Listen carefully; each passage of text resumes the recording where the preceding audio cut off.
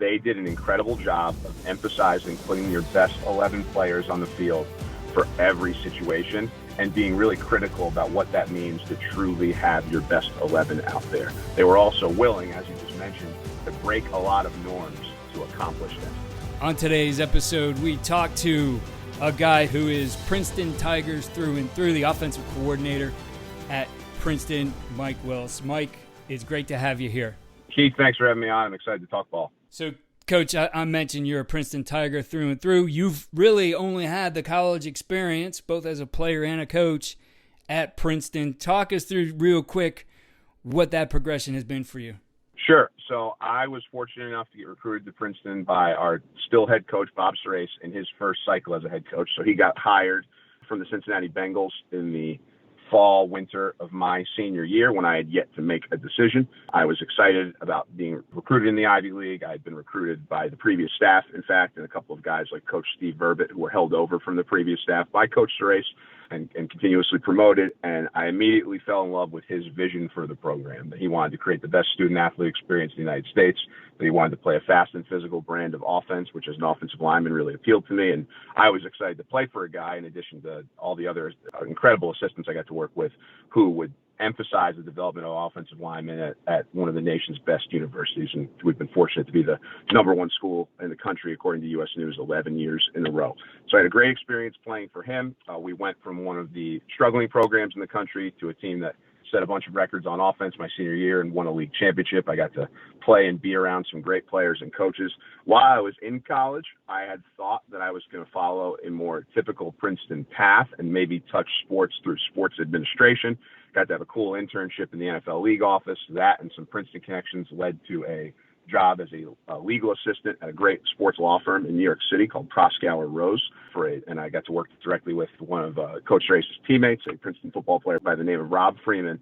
And as soon as I sat down in that desk, I felt like I had what I've often referred to as like the quarter life crisis, where in the absence of football, in the absence of competing for the first time in my life, or at least competing through football, I realized how desperately I missed the game. So I tried to convince myself for 5 to 6 months and be present where I was and attack my job. But I just missed it. And I remember at one point turning to my two roommates who were both former Princeton players. And I just asked them, I said, do you guys find yourself like checking Ivy League football scores if you're working on Saturday? And do you draw plays on napkins? And like, is it all you can still think about? And they were like, no, we love Princeton football, but you know, we've kind of moved on. We're into the real world. And so I knew I had to try to break into football. I was trying to network at as many places as possible with as many different people, which Coach Serace was helping me with. And then at the 13th hour, where I thought it was quite possible I was going to have to work for another year before getting a chance to coach, a defensive quality control position opened at Princeton. And Coach Serace offered it to me. I immediately accepted, and that started me on the journey I've been on now. I've had a bunch of amazing mentors here at Princeton who I'm happy to talk about at length. I moved from defensive quality control to coaching the tight ends after my first season. During my time coaching the tight ends, I was promoted to assistant head coach and recruiting coordinator at different points. And then eventually I got the chance to become the offensive coordinator. This is going to be my second season actually calling it, because my first year was really a redshirt year when the Ivy League didn't play during COVID, but my third season in the chair. I think I have the best job on planet Earth. I have an incredible boss. I get to work with great players and coaches every day. I'm very fortunate to be where I am, and I think whatever success I've been able to experience is a byproduct of the players, mentors, and other fellow coaches who I get to work with every day. I'm very fortunate to be where I'm at. That's a great story, and I've never heard anybody refer to it as the quarter-life crisis, but I think it's come up quite a few times on this podcast where guys have had plans to do other things out of college and then end up back in football because they love it so much. And you did mention your mentors, and obviously those guys are guys who are at Princeton or have been at Princeton. In looking at them and how you've been able to develop as a coach, and very, very young coach still, but the lessons you've learned from those guys who have really impacted who you've become as a coach today. Yeah, so in college, the people I spent the most time with on a day-to-day basis were Bob, who was an incredible head coach, had a great vision for the program. I learned what it was like, even as a player, to have conviction in your vision in the face of adversity. We went 1-9 2 years in a row to start our college career. And while, of course, he tweaked things and grew, he stayed committed to the vision that he had held from his first day, and it paid off for him. And I was incredibly impressed by that as a player. James Perry was my offensive coordinator in college, and also the first offensive coordinator I got a chance to work with, both in the office and as a player. I learned what it was like to be a truly creative football coach and to be unafraid to take risks.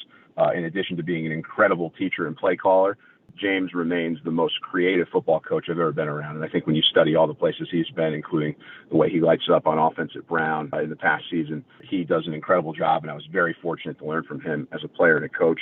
From Eddie Morrissey, who was my college position coach for all 4 years, which is a cool experience to play for the same 3 guys for 4 straight years.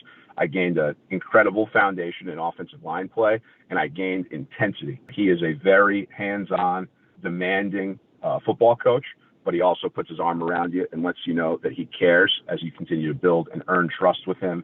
And I loved learning from him, and he remains someone who I stay in touch with, along with those other 2 guys, very, very, very frequently. Then as I progressed as a coach, I had played O-line, but when I got dropped into the tight ends job 2 days before spring ball, and I had not spent a lot of time thinking about the pass game in the infancy of my coaching career, because I was working with the defensive line as a defensive quality control coach, and I had played O-line. I owe a lot of the thanks to Dennis Goldman, who was the longtime wide receivers coach at Princeton, who I would submit has the greatest resume of any Ivy League receivers coach at all time. He had 1 recruiting class that produced 2 different NFL wideouts, now tight ends, and a 3rd guy who became a 4th-round draft pick with 1 other scholarship offer out of high school. He was an incredible teacher, taught me a lot technically, helped me understand how different schematics and techniques connect to each other, and I owe him a great deal. Andy Orrick became the offensive line coach after Eddie Morrissey left, and Eddie is now the O-line guy at Marshall. Continued to gain a foundation in offensive line play from him. And then when he became the offensive coordinator, he was the most recent one before me, I learned what it was like to be able to delegate, to be very firm in what you knew, and to be willing to learn from and gather opinions from everyone else on staff, and to trust people to be experts in their own field while being sure about what you do know.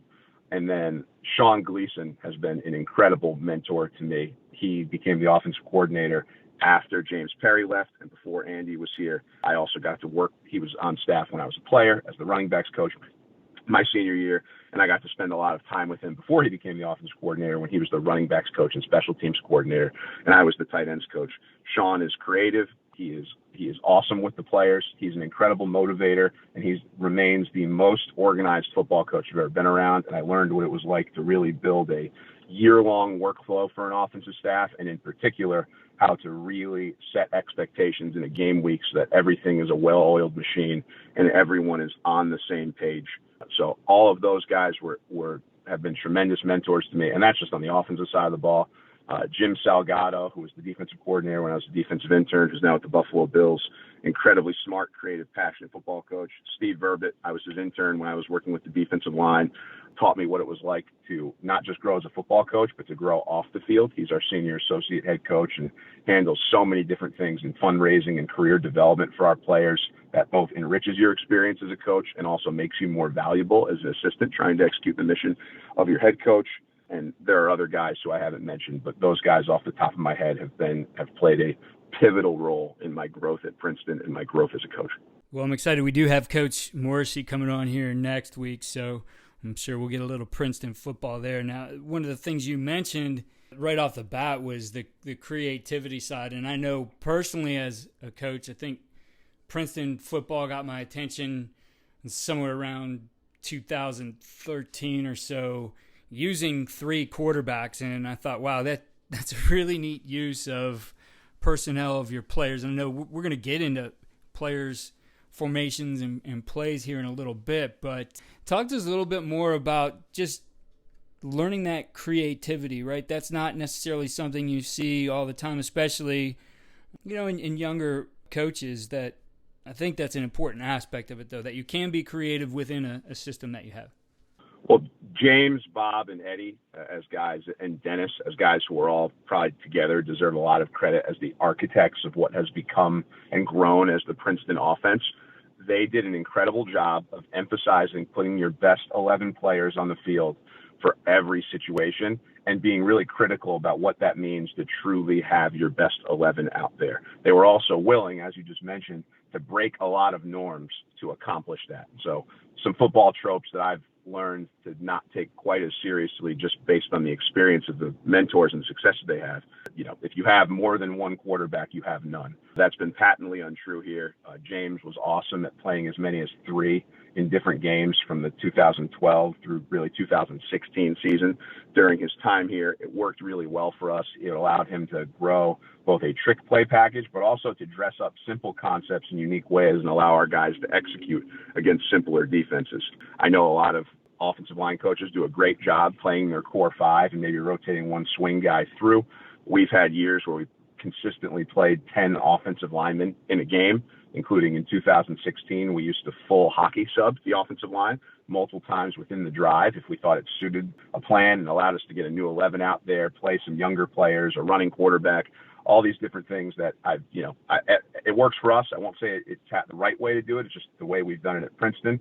But that's another trope that has disappeared and allowed us to be creative. And I think that what the creativity, particularly with your personnel, allows you to do is it allows you to keep everyone engaged in the plan, because you can have a large number of people who have a really significant job on game day. There's a running quarterback who has a package that he's excited about. There's a young receiver who knows he's going to have to do these 3 things in the game, and it keeps him engaged. There's a backup tackle who's really excited because he knows he's going to play more than likely 2 full series in the first half, and he knows exactly when he's coming, and that keeps guys dialed in.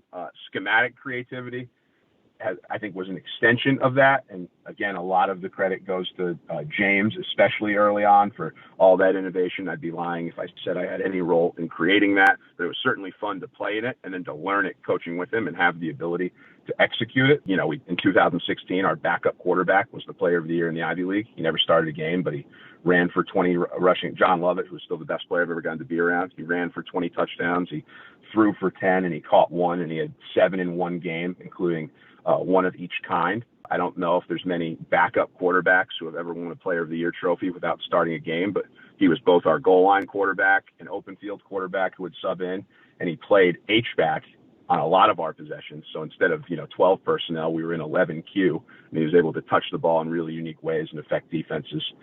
And I think that, just circling back, that personnel and schematic creativity, the willingness to be brave in that stuff and have conviction about what you believe in and keep everyone engaged in the game plan is certainly something that I strive to emulate. And I think the guys I work with every day, Mark Rosenbaum, Brian Flynn, Brandon Cuevas, Chris Sarkowski, and our quality control coaches, AJ Gallagher and Cody Smith, they do an incredible job of bringing fresh ideas to the table so that we never get stale.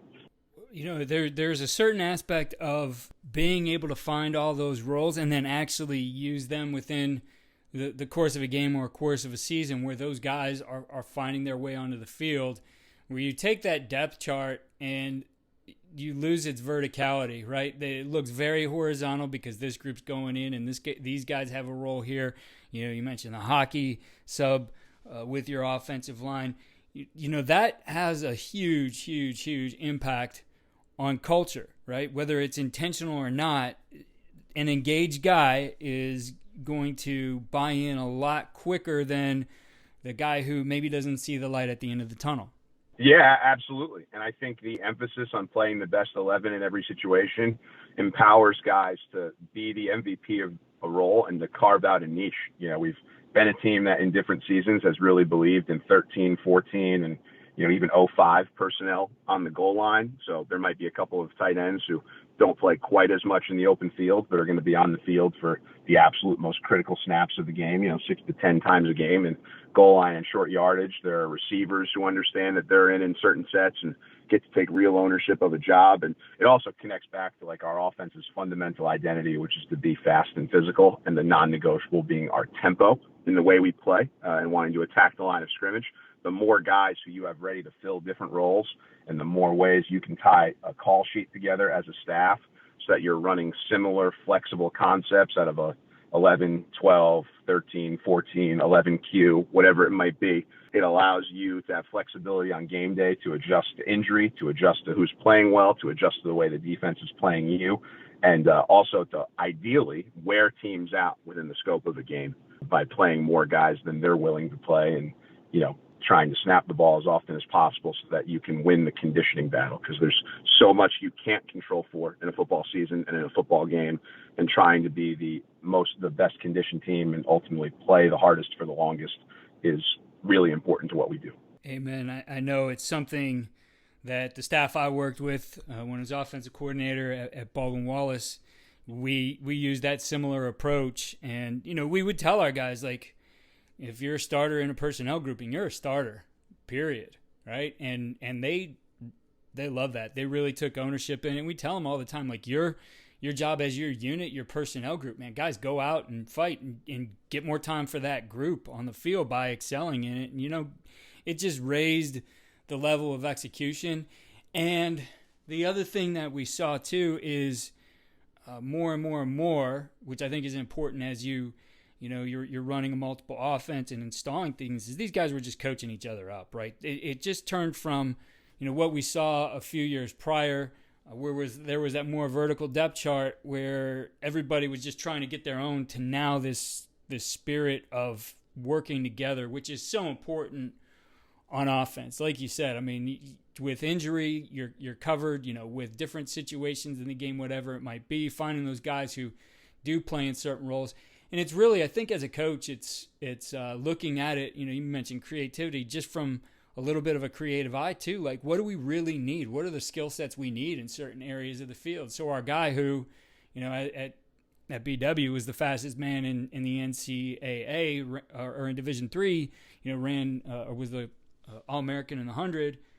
That guy was great open field, but he was a little bit shorter, and so as field space just appeared in the red zone, his speed wasn't as much of a factor to the defense, where that guy who was a bigger guy and could go up and get a jump on maybe wasn't the speed demon that other guy was. But, man, that was a great place for him, and he could be a physical blocker out there too, where we were more likely to run the football. Yeah, absolutely. I think you're spot on, Coach, and I think the twig you're always trying to bend a little bit in training camp especially is building that camaraderie and that belief that you can carve out a role, while also fostering competition in as many places as possible. And, it's something that when we transition from a unit meeting to a tight end meeting, for example, I'm always harping on, in our position room, because I also coach the tight ends, that you're not just competing against the other tight ends. You're competing with how many jobs can you do well that a slot receiver who's more suited to maybe 11 or 10 personnel jobs can't. Like, we're trying to find the guys who can do the most things well, and those are the guys, particularly in the open field, who are going to play. And when you see the way we've played on offense and how we vary between, our run pass bounce or our usage of 12 personnel versus 11 personnel versus 21 or 11Q, whatever it might be, the goal is just to have the best guys on the field who can do the most jobs and stress defensive structures, defensive matchups, and defensive coordinators as much as humanly possible. And we're going to be very honest with the guys about what we're looking for in core competencies in their position, and then also what we're looking for as an offense, and whether or not they're giving it to us at that particular time. And because we want to play, it comes back to that original philosophy. We're going to play the 11 best guys in every situation. Taking that and, looking where we're at right now, this time of the year, the prep for camp, going into camp, especially in terms of the installation. I know you shared with me before we got going your approach to that, and we've heard all kinds of ways of doing it, from that fast-paced 3-day install to the team that takes the whole camp to install it, and you referred to yourself as using a medium type of install plan. Talk to us about what that means to you. Sure. So that means that, first off, it starts with how our head coach, Bob Saray, sets the tone for training camp in terms of growing from becoming masters of your job with an awareness of situational football, particularly the most common situations like third down or the high red zone or whatever it might be, to and the concepts that we're going to run in the open field and in those areas, all the way towards the areas of the field that you have to be great in, but that you might not actually experience in any particular game, like goal line. We take a lot of pride in goal line, but you will play a couple of games every year where you don't snap the football inside the 3. And so your plan for that segment of the field has to be good, and your kids have to have an understanding of it, but it might not come up every week as critical as it is. So our first 6 days are going to get in the vast majority of the plays we are going to run in the most common situations and, of course, in the open field. first and second down with most of the field remaining, or third and go, which I'm sure we'll talk about later. But you alluded to talking about fourth down decision making and when that changes and how we operate. The first 3 days are going to get in our core run and drop back pass concepts with some play action complements. The fourth day for us is going to be less about new concepts and more about turning on the faucet formationally. So showing the guys how we can tweak the base concepts that they've already been installed by utilizing a lot of different formations. Then we're going to use 5 and 6 to get in our complementary run game, our third and fourth core runs, and a lot of our in pocket downfield play action game.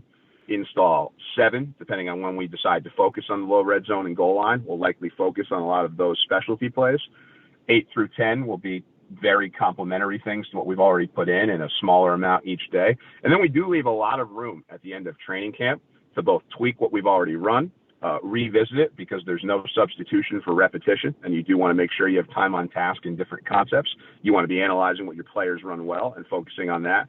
And, especially I think in certain segments of the field where you can, depending on the comfortability of your quarterback, where you can get in a few unique pass plays that maybe you will not install in training camp if your team is struggling with what you run in the core. But if you feel like there's a little bit of mastery or at least above average execution of what you've already had in, you have the ability to sprinkle in some wrinkles that maybe would be a part of a game week, because there's 3 defenses that play a certain way and it's a solid call when you're getting a certain defense 80% of the time. But we'll get it in practices 10, 11, 12, 15, 20. And then, of course, as you cross the 20 mark, you're likely starting to focus on playing your first game and whatever soft game plan you've already created, and then refining that once you have final analysis and as updated opponent video and scouting report information as you can possibly have. But yes, I think in what I've been fortunate enough to observe, it's a medium-sized install, if that makes sense. Though I don't know if it feels medium to a freshman, if that makes sense. The formation, yeah. the formations and the pace of which things can go in can certainly feel a little bit fast. That's also why we focus on being year-round teachers and talking football year-round. There are obviously times where we're going to be doing much less of that for various reasons, but we do try to go through the installation, in training camp, in the winter before spring football, and in a very slowed down way, and focusing on the ways the younger players in your group need to grow or need to have it repeated. And then, of course, in spring football, making small tweaks every time, because the heart of our install, as much as it's important to find your best 11 players, right? The plays they're good at, and as many formations as possible you can run it out of while keeping conceptual learning. Our install is really designed around our teaching progression as an offense, and we probably take the most pride, more so than what we run, in how we layer that teaching to allow our guys to carry a big toolbox, which they can then whittle down during a game week. And as we discussed before the call, move from best 11, what plays they run, how many formations can you run it out of from a training camp or spring ball perspective, where you're not trying to beat your defense, you're trying to grow, to in a game plan week, who are your best 11 for each situation, what formations are going to get you the structures and calls you want and create the most common matchups that you want, and then within those formations, what plays can you run. The players' formation plays I mentioned to you, Brian Flynn, Mount Union guy, all those guys speak that language. It certainly comes from Hall of Fame coach Larry Karras, who those guys really grew up learning the game from. And you mentioned in camp, though, in the install, it's players, plays, formations. And, I paused and thought about that. And, as much as I tried also to learn from Coach Karras, and I had seen him talk about that before I became a college coach, that's what the install really is you are going to find those plays that are going to work for you. And then, especially as we talked about using all our different personnel groups, then finding out where those different players then fit in certain formations and in certain situations as well. Talk to us about the difference of that, and then how that approach changes once you get into in-season in your game planning. Yeah, so I think you had asked when are the times that you would slow things down, maybe turn off the faucet. And I think those first 6 practices Whether we take a pause here or there, maybe lengthen it to 8 days to give the guys a day off is a decision we can make at any point and do talk about in spring ball and training camp, depending on how things are going. I think the way that we'll slow things down for the players if they're struggling with mastery or execution is we'll really limit the sets we run it out of. So if you look at the difference, maybe that we're running things with the 1s or 2s in training camp versus the 3s or even 4s, the freshmen and the developmental players on our team, the formations will be very simple and predictable that we're going to run things out of, and it might be much more unique. So we might be running 4 verticals, 5 different ways into practice with the 1s, and only running it out of a simple 2x2 or 3x1 formation with the freshmen for a very long time. They're going to run it out of these very, very, very simple, predictable, and easy to understand looks. Where it changes in the season is once we've hopefully started to figure out who our best 11 are, is there's a focus on in the open field, and then in each segment, what formations we think, or motions, or whatever it's going to be, tempos, are going to allow us to create the most predictable looks for our players, or if not the most predictable, we think can at least put the most pressure on the defense to make them uncomfortable. And then within that structure, what plays can we run? That, I think, is a really, really important difference. And of course, you're still limited by what your players are doing well and how well you can teach it. So if there's a really funky formation that we think is awesome, but we don't know if we're going to play, a sophomore tight end, a freshman receiver, and a junior with not as much experience, well, we might sacrifice what we think is clearer schematic advantage to get them in a position where they're comfortable to execute, if that makes sense. So that changes year to year and week to week as well. And in this process, you mentioned you're going to get into making this about situational mastery. The game's always played in context. So while we might be a little bit vanilla with that early on, for you, how do you really get these players to understand the situations going on in the game so they're not out there just running plays all the time, that they understand how this is working too with down and distance, place on the field, even time on the clock? So in the off season and in training camp, we will actually have both myself and different position coaches on offense present to the group on a day that we're going to focus on it in practice, what our core philosophy is in different situations. Just like they'll understand what the core philosophy of our offense is and why we run certain plays or believe in certain principles early on. They're also going to understand what in each segment, whether it's 3rd and short, 3rd and medium, short yardage, goal line, high red zone, low red zone, or other situations that 2-minute, other things you come up with year to year that you want to emphasize. What are our base beliefs that we're going to operate out of, and what are the more common plays and formations that they would, and types of plays, play families that they would typically expect. Obviously, in a game plan week, there will be very few surprises in that hopefully we're running the plays that we've practiced, unless there's an incredibly different defensive structure that's presented to us on game day by a creative or crafty defensive staff. But in training camp, we'll talk about the base plays we like to run, why we like to run them, and why we're building them that way. Like, what are obviously you're going to have certain plays that you believe are quote unquote good against everything. But I also think, particularly with veteran players, it can be really helpful to help them understand what are the more common defenses you see, and why is our offense built a certain way in its core beliefs and core formations, whether that's attacking even versus odd fronts, what's more common in your conference, or a higher percentage of man coverage in a certain segment historically, or this, that, and the other thing, I think can be really helpful for your guys and empower them to solve problems on the field and understand when we're in the perfect look and when they might have to manage an imperfect look for us, which is obviously when the great players really shine, is fixing problems that unfortunately I put them in, because I'm not going to be perfect and our staff isn't going to be perfect. You alluded to the 4th down decision making, and before we got going, I told you your receivers coach Brian Flynn was one of the first ones I think I've talked to on this podcast about analytics when he was at Villanova. I'll link that one in the show notes, and he introduced me to Coach Rob Ash with Championship Analytics.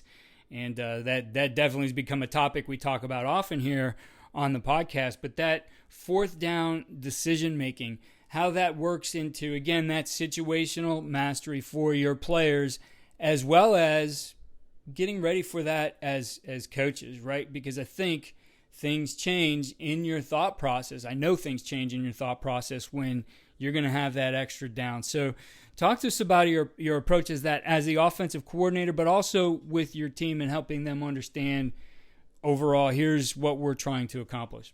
So, first off, as a staff, we're always evaluating year to year whether the way we are treating those segments and the plays we're calling are effective relative to what we're trying to get. So I think it's actually helpful to reverse engineer it from the game week a little bit, and then how that extends into our offseason philosophy. So our head coach does an unbelievable job managing this for our whole team during the game week. He's interfacing directly with our staff to talk about the parameters we're setting for the game week, and also partnering with Championship Analytics, as you kind of alluded to talk about some of those things and tweak the game book they present you every week that gives you a framework for decision making based on our own beliefs, based on Championship Analytics beliefs. There's a lot that I've learned from and continue to learn from Brian Flynn. He does an unbelievable job coaching our receivers, working with our entire offense, and he is especially good analytically in those situations. So he actually holds a meeting for our offensive staff on Thursday mornings where he takes us through the game book, and he also pulls out examples that Championship Analytics has sent us and that he has seen of poor decision-making or great decision-making situationally, so that we as a staff are growing our IQ during the year and learning from things that have happened in that week, so that we're not repeating some of those same mistakes, or we're growing as a staff. So by Thursday, we understand those parameters really clearly. And then on Saturday, our head coach is navigating that book with the help of a quality control coach or intern who's staying in his hip pocket. And he's letting me know on every earned first down what the parameters would be to go for it on fourth down, which, as you alluded to, can change my behavior and the behavior of our staff in how we're going to treat certain segments of third down. And we also know as a staff in the game plan week what segments and what parts of the field we might behave exactly like you'd expect and treat it like third down, or when we're going to treat it like second down, and what parts of the call sheet we'll be willing to work off of, whether we'll take a shot, run the ball, throw a screen, do a certain thing to put us in an advantageous position to convert, or be in a go for it on fourth down position. And those are really, really important. And that starts with our head coach, who's awesome, Brian Flynn, who's awesome, and our whole staff buying into it. In terms of educating our players, when we talk about third down in our very first meeting with them, we give them clues as to what parts of the field and what distances to the sticks are going to be more likely. Mark Rosenbaum does a great job working with our quarterbacks to help build situational awareness in those segments, and I work to build the awareness of the whole unit in those spots so that they develop an expectation that's built in about segments of the field and distances to the sticks that are going to be more likely to see a play call that they might not expect. Because we can all admit, generally speaking, you're usually throwing to convert as you get into the longer the third down gets, but there are parts of the field where that will not be true for us. And I think we hopefully do a good job of growing our guys' situational football IQ and situational mastery throughout the year, and especially in training camp, so that they expect those situations. And we'll be very direct with them about when they should expect it in a game week, particularly during the final Friday unit meeting. But I think it's easy to see how aggressive we are on fourth down and in the way we treat third down when you watch us play. And that starts with our head coach, and I think our staff and our players do a great job of embracing that and using it as an advantage. Yeah, I appreciate you sharing that with us, the process for it. We could look at Kevin Kelly, who's made a living on just going for it on fourth down, never punts, and say, well, we're going to adopt that.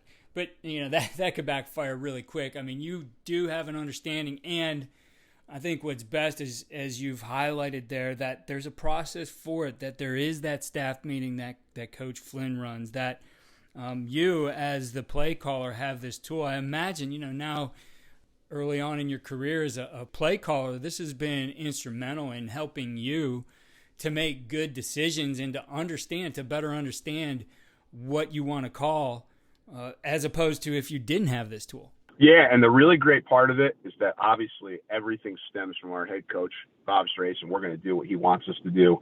But he not only does he give us a lot of autonomy during the game week within his parameters to build and execute a game plan, but he also sticks to his guns. So it's easy to be really excited about going for it on fourth down when you're playing your best game of the year and every call looks awesome and you're converting 3rd and 9s and yeah, sure, keep it rolling. But he will continue to turn that faucet on and follow the parameters he has set for the game week even when the going is tough. And if he ever deviates from it, he'll explain to you in real time, or especially the day after in our staff meeting, exactly what he was thinking and why, whether it was a game situation that was different than we expected or the weather or whatever it might be. He's extremely thoughtful about it, even when he deviates from the script that he set. And that's so helpful for me, and that's why he's an unbelievable head coach to get to coach under. Coach Willis, I really appreciate you taking time and allowing us a look into and some of the insight you've given us on install and how that works all the way into the season. And, looking at everything you do as a coach, what would be the one thing, though, on or off the field, outside of what we talked about here even, that you feel really gives your players the winning edge? So I think we do a great job, and starts with Bob, and the guys I work with are incredible at it, of marrying what we do on the field, the plays we call the techniques we use with our fast and physical offense, and our belief that we are going to have a vertical run game and a vertical pass game. The plays that we run are built around that verticality in the run game. That's, of course, we attack the perimeter. We do take a lot of pride in trying to win the A-gap, work out from there, be ruthlessly efficient and physical in our run game. And then we're going to take shots in the pass game. And if we get the matchups, coverages, et cetera, we're going to try to end the drive with an explosive play. That's evident, I think, when you watch us play, particularly in this past season. And we encourage our kids to understand in that cycle of the snap that they're going through that we are committed to taking shots. And you can see some of the games we've played where it's gone really well, and that's easy. Everyone can feel good about taking risks when the risks are paying off. But I think you can also study the games we've played and tight games that we've played where, our plan to take shots has not worked quite as well, but we've remained committed to it and ultimately been able to convert enough of them to win the game in the pass game. So being committed to that downhill run game, that vertical run game, that vertical pass game, our up-tempo, no-huddle offense, and pushing that tempo to warp speed as often as humanly possible, and building trust with our kids that we're committed to that identity and that we're going to stick to it when the going gets tough. That doesn't mean we're ignoring new information, by the way. We'll tweak what we're running if it's not working. But our identity does not change, even if some of the techniques and plays week to week, year to year might change to give our players an edge. And I think that that's important. I think we're honest with our players about what we're trying to do. And I think our head coach stays really committed to it. I try to stay really committed to it as well. And it's an important part of our success is marrying our culture offensively with what we run and sticking to our guns even when it's not going perfectly. Coach, great stuff here today for our listeners who want to follow what you do and connect with you, certainly maybe interact with you in the next off season. What's the best way to connect with you?